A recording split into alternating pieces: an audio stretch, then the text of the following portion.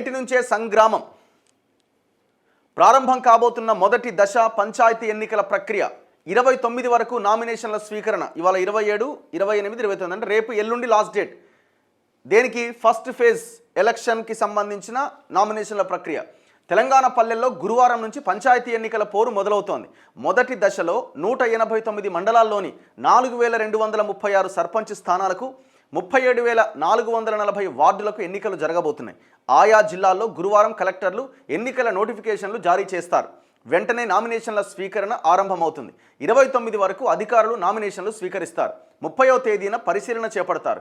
వీటిపైన డిసెంబర్ 1వ తేదీన వినతులు స్వీకరిస్తారు. 2వ తేదీన పరిష్కారం చేస్తారు. 3వ తేదీన నామినేషన్ల ఉపసంహరణకు గడువు కాగా అదే రోజు అభ్యర్థుల జాబితాను వెల్లడిస్తారు. సో 29th వరకు నామినేషన్లు స్వీకరిస్తారు. అంటే ఎల్లుండి లాస్ట్ డేట్ ఫస్ట్ ఫేజ్కి సంబంధించి. 30వ తేదీన పరిశీలన ఉంటుంది, నామినేషన్ల పరిశీలన. డిసెంబర్ 1వ తేదీన ఏమైనా వినతులు రిక్వెస్ట్లు ఉంటే వాటిని స్వీకరిస్తారు.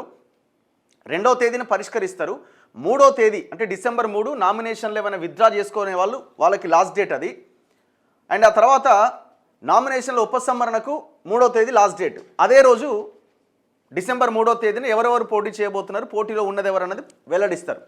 11వ తేదీన పోలింగ్. అదే రోజు ఫలితాలు. ఉప సర్పంచ్ ఎన్నికలు కూడా నిర్వహిస్తారు. అదే రోజు ఎవరైతే వార్డు మెంబర్లు ఎక్కువగా గెలిచారో వాళ్ళు మెజారిటీ కలిసి ఉప సర్పంచ్ని ఎన్నుకుంటారు. అదే రోజు జరిగిపోతుంది.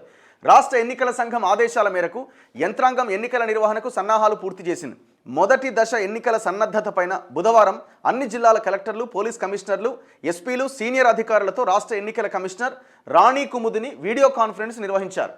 శాంతి భద్రతల పర్యవేక్షణ, పోలింగ్ సిబ్బంది నియామకం, పోలింగ్ సిబ్బందికి శిక్షణ ఇలాంటి అంశాలపైన ఆదేశాలు ఇచ్చారు. అయితే ఈ క్యాస్ట్ సర్టిఫికేట్ కావాలి కదా, అన్ని ఎంఆర్ఓ ఆఫీసుల్లో చాలా పెద్ద ఎత్తున జనం వచ్చిరట. పోటీకి సన్నద్ధమవుతున్న అభ్యర్థుల్లో చాలామంది బుధవారం తహసీల్దార్ కార్యాలయాల వద్ద ప్రత్యక్షమయ్యారు. ఒక్కో కార్యాలయం వద్ద 50 నుంచి 100 మంది దాకా కనిపించారట. రిజర్వ్డ్ స్థానాల్లో పోటీ చేసే అభ్యర్థులు విధిగా కుల ధృవీకరణ పత్రం సమర్పించాలి. ఆశావహుల్లో చాలామందికి పత్రాలు లేవట. ఇటీవలే చదువు పూర్తి చేసుకున్న వారు మినహాయిస్తే ఇతరులు కొత్తగా దరఖాస్తు చేసుకుంటున్నారు.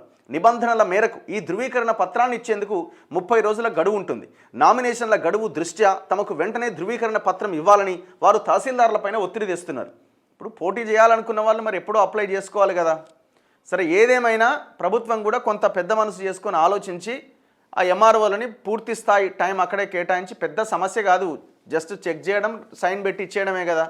అదే మీ ఆస్తులు ఎంత, మీ కథ ఎంత, వ్యవహారం ఎంత ఇన్వెస్టిగేషన్ చేసేది ఏముండదు కదా. గ్రామ సెక్రటరీ ఫస్ట్ సంతకం పెడతాడు. మరి ఇప్పుడు ఎట్లుందో ప్రాసెస్.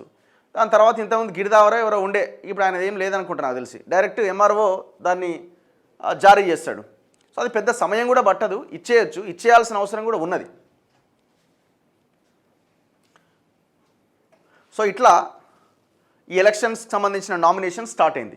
దాని తర్వాత ఈ పంచాయతీ రిజర్వేషన్లు సవాల్ చేస్తూ ఒక పిటిషన్ దాఖలైంది హైకోర్టులో. ఇవాళ అది విచారణకు రాబోతున్నదట. ఏమైంది? రాష్ట్ర వ్యాప్తంగా పంచాయతీ ఎన్నికల్లో రిజర్వేషన్లు కేటాయిస్తూ ప్రభుత్వం ఈ నెల 22వ తేదీన జారీ చేసిన జీవో 46 సవాల్ చేస్తూ హైకోర్టులో పిటిషన్ దాఖలైంది. అంటే 50% లోపు డెడికేటెడ్ కమిషన్ ఇచ్చిన రిపోర్ట్ ఆధారంగా ఈ జీవో 46 రిలీజ్ అయింది. ఎస్సీ ఎస్టీలకి 2011 క్యాస్ట్ సెన్సస్ ప్రకారంగా తీసుకున్నారు. బీసీలకి కులగణన ప్రకారం 2024లో చేసిన కులగణన ప్రకారంగా రిజర్వేషన్లు కేటాయించడం జరిగింది. అంతా కలిపి 50%కి మించొద్దు. సో ఎస్సీ ఎస్టీలకు పోను మిగిలింది బీసీలకు కేటాయించారు. సో దీని మీద ఒక పిటిషన్ దాఖలైందట. వికారాబాద్ జిల్లాకు చెందిన మడివాల మత్స్యదేవ రజకుల సంఘం తరపున ఎస్ లక్ష్మి మరో 6 పిటిషన్ వేసిరట. జనాభా గణాంకాలు లేకుండా రిజర్వేషన్లు కేటాయించారు. ఏ ప్రాతిపదికన ఎస్సీ ఎస్టీ బీసీ రిజర్వేషన్లు కేటాయించారు అన్న దానిపైన స్పష్టత లేదు. బీసీ జనాభాకు సంబంధించి ప్రత్యేక కమిషన్ సమర్పించిన వివరాలు వెల్లడించలేదు. బీసీలో ఏబిసిడి వర్గీకరణ చేపట్టకపోవడంతో రిజర్వేషన్లు తగ్గినాయి. అందువల్ల జీవో 46 అమలు నిలిపేస్తూ మధ్యంతర ఉత్తర్వులు ఇవ్వాలని కోరారు. ఈ పిటిషన్ పైన గురువారం ప్రధాన న్యాయమూర్తితో కూడిన ధర్మాసనం విచారించే అవకాశం ఉంది. మరి ఏం జరుగుతుందంటే మనం చూడాలి, మరి ఏం చేస్తుంది కోర్టు అన్నది. సంగారెడ్డి జిల్లాలో బీసీ రిజర్వేషన్లపైన ప్రభుత్వానికి హైకోర్టు నోటీస్ ఇచ్చిందట. సంగారెడ్డి జిల్లాలో ఏ ప్రాతిపదికన పంచాయతీ రిజర్వేషన్లు కేటాయించారో పూర్తి వివరాలతో కౌంటర్ దాఖలు చేయాలని ప్రభుత్వాన్ని హైకోర్టు బుధవారం ఆదేశించింది.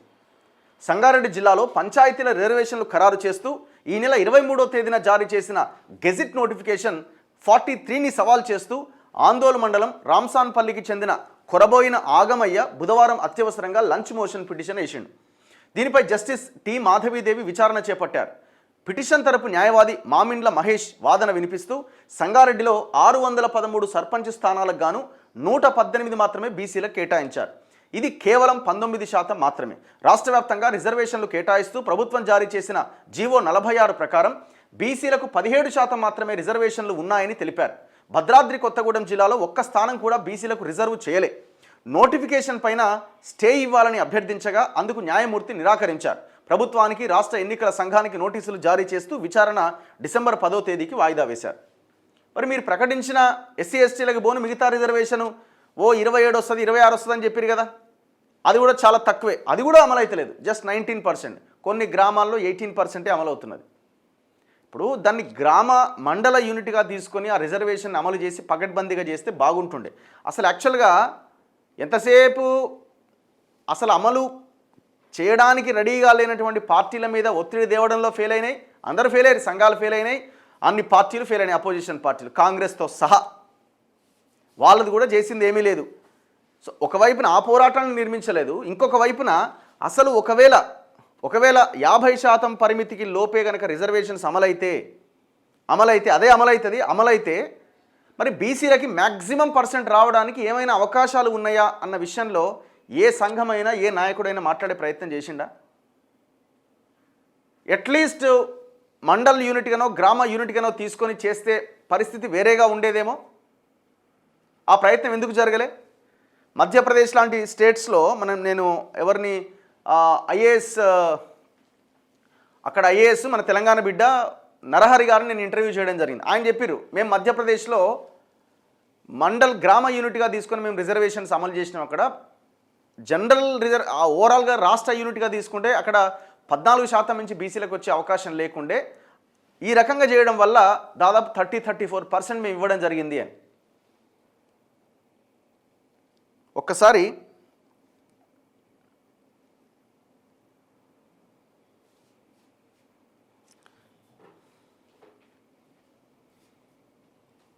నరహరి గారికి ఫోన్ చేసే ప్రయత్నం చేద్దాం.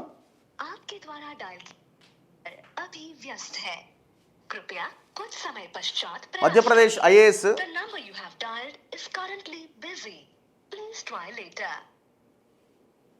హలో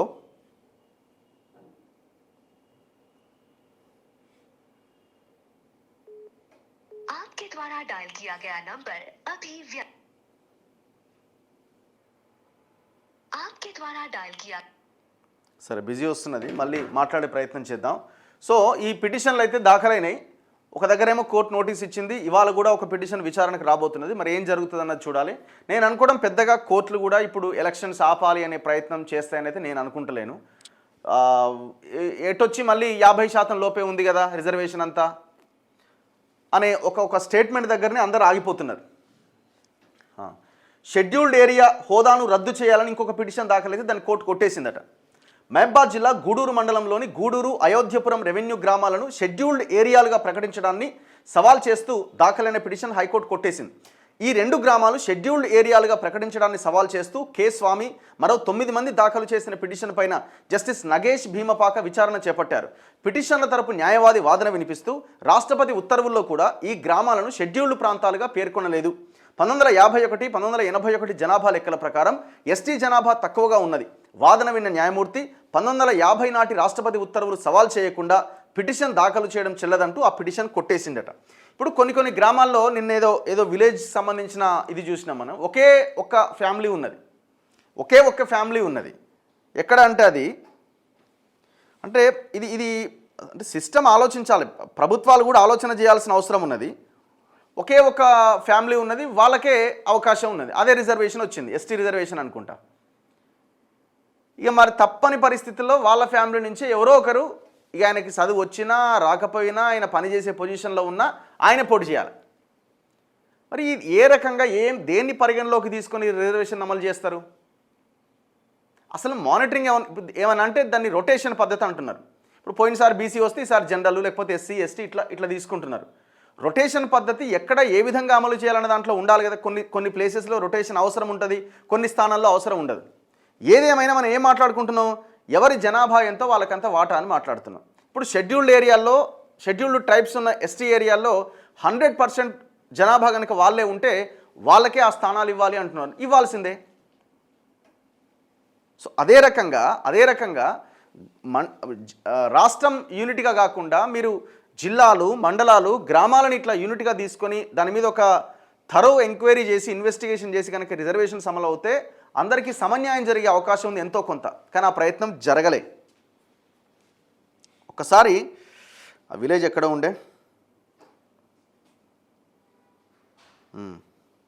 ఎక్కడిది, వికారాబాద్ జిల్లా బషీరాబాద్ మండల పరిధిలోని మంథన్ గౌడ్ గ్రామ సర్పంచ్ రిజర్వేషన్ ఎస్టీ రిజర్వ్ అయితే మంథన్ గౌడ్ గ్రామంలో ఎరుకల కుటుంబానికి చెందిన ఒకే ఒక్క కుటుంబంతో ఎరుకల భీమప్ప, వెంకటమ్మ నివాసం ఉంటున్నారు. ఎరుకల భీమప్పకి 2 కొడుకులు, ఎరుకల ఎల్లప్ప భార్య స్వప్న, రెండో కొడుకు ఎరుకల మహేష్ భార్య సుజాత. తండ్రి, 2 కొడుకులు, 2 కోడళ్ళు. వీరి కుటుంబం నుంచే గతంలో 2 వార్డు మెంబర్లు ఉన్నారు. మళ్ళీ పెద్ద కొడుకు, పెద్ద కోడలు వార్డు మెంబర్లుగా ఉండడానికి నిర్ణయం తీసుకున్నారు. ఇప్పుడు సర్పంచ్ కూడా వాళ్ళకే వచ్చింది, ఎస్టీ రిజర్వ్ అయింది. ఇప్పుడు ఆయన ఏమంటుండు, ఇక మరి ఏమేమి చేస్తాం, మేమే ఆలోచించుకుంటాం అంటుండు.